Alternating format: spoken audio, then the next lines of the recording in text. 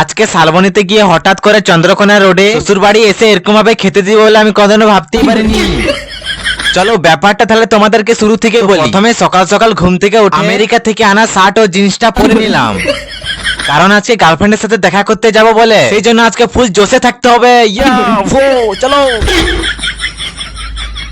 কিন্তু আমার মানি পাশে তো একটা টাকাও নাই। ইত্তিরি, দেখা করতে যাব বলে আমি তো মহা মুশকিলে পড়ে গেলাম, টাকাও নাই মানি পাশে। যে হোক করে ঘরের লোকের কাছ থেকে 100 টাকা তো নিয়ে নিলাম, কিন্তু এই 100 টাকাটা মনে হচ্ছে বহু বছর পর দেখছি। গরিবরা কোনরা দেখে নাই রে বাপ।